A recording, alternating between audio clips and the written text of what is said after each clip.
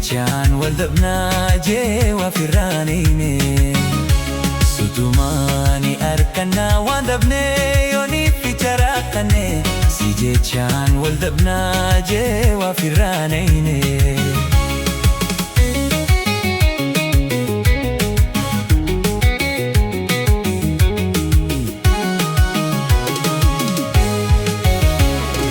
Jaalala na barsiifte mi'aana dandamsiifte.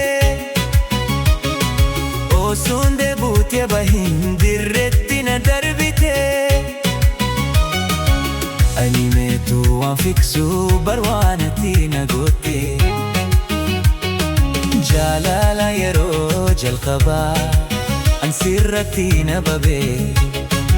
Ergas tabiroon wal baruu garaa kooniif dagabee. Badaatu lubbuutiyaaf mal yaadde yaana sabee. Mal yaadde yaana sabee. Badaatu lubbuutiyaaf mal yaadde yaana sabee. Mal yaadde yaana sabee. Jaalala way jaalala way jaalala mee maaltu sirraa mala way way mee maaltu sirraa mala. Jaalala way jaalala way jaalala mee maaltu sirraa mala way way mee maaltu sirraa.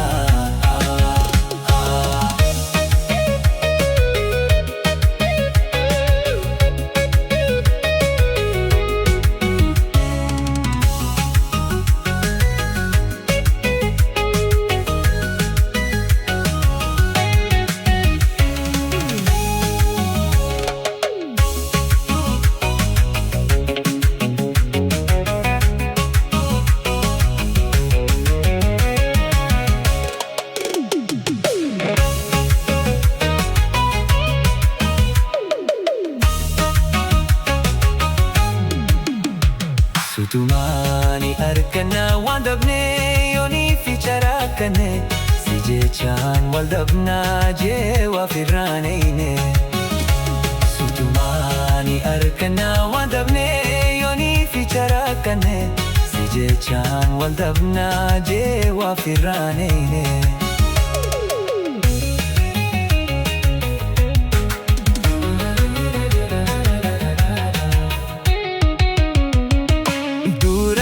Na barsiifte onneetoo na boojite. Jaalala akka maleetiin garaa na bobeessite.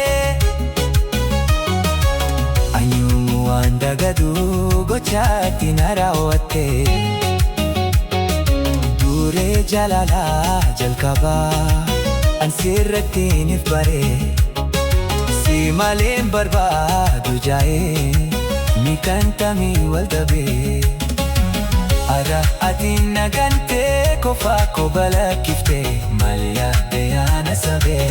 Mal yaadde yaana sabee humaa hireentoo haftee. Ara atiin nagantee kofaa kobala kiftee. Mal yaadde yaana sabee humaa hireentoo haftee. Jaalala way jaalala way jaalala mee maaltu sirraa mala way way mee maaltu sirraa mala.